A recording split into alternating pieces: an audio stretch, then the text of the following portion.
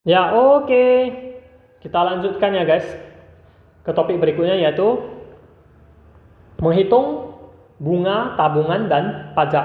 Nah, di sini bunga tabungan yang kita singgung adalah bunga tunggal. Ya, bunga tunggal. Artinya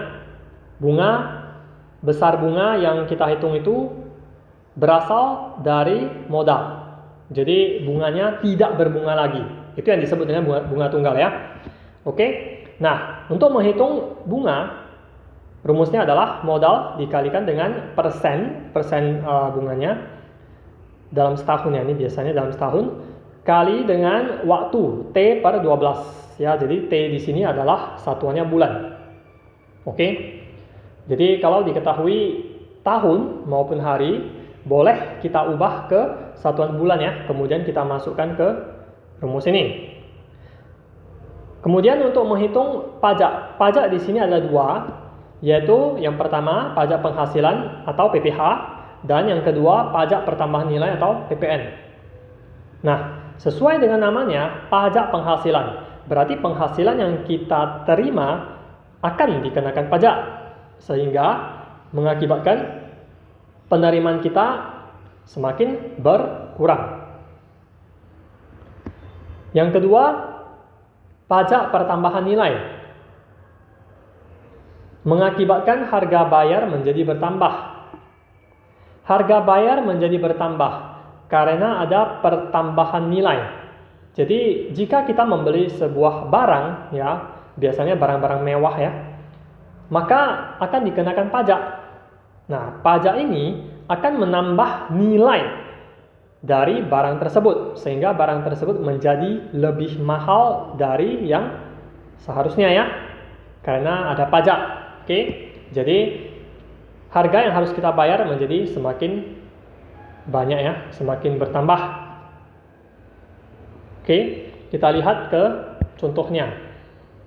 Contoh yang pertama, Victoria menyimpan uang di bank sebesar 8.500.000 dengan bunga 12% per tahun. Setelah berapa bulan ia akan mendapat bunga sebesar sekian ya. Oke. Nah, kita hitung yang nomor 1 ya. Bunga, rumusnya adalah modal tadi 8.500.000 dikalikan dengan persen 12%, 12 per 100 kali dengan waktu ya, waktunya T per 12. Nah, di sini bunganya adalah 595.000 ya.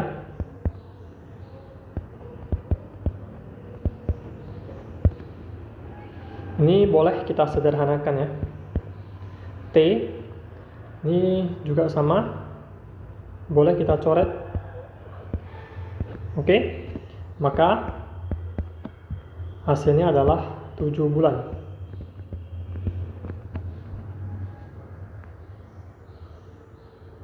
Ya. Kita lanjutkan ke soal yang kedua.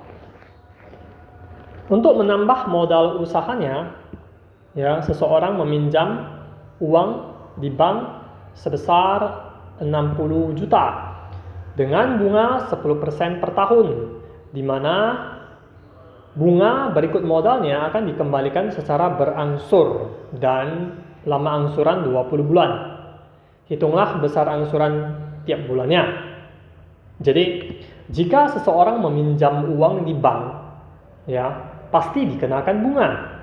Dan sewaktu dikembalikan, tentu jumlah uang yang dikembalikan itu adalah modal berikut bunganya.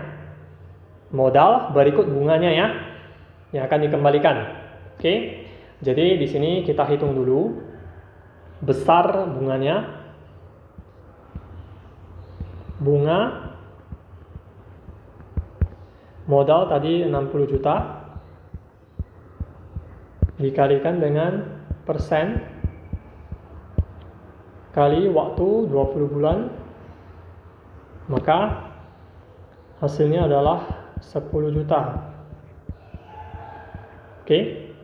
Nah, kemudian mencari besar angsuran.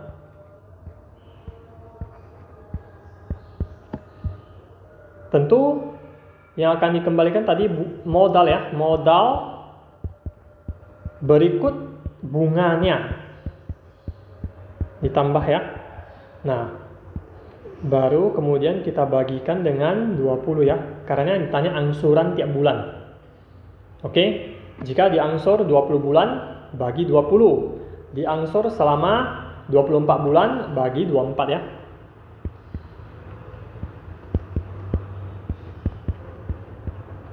Maka tiap angsuran tiap bulannya adalah 3.500.000. Oke, seperti itu ya.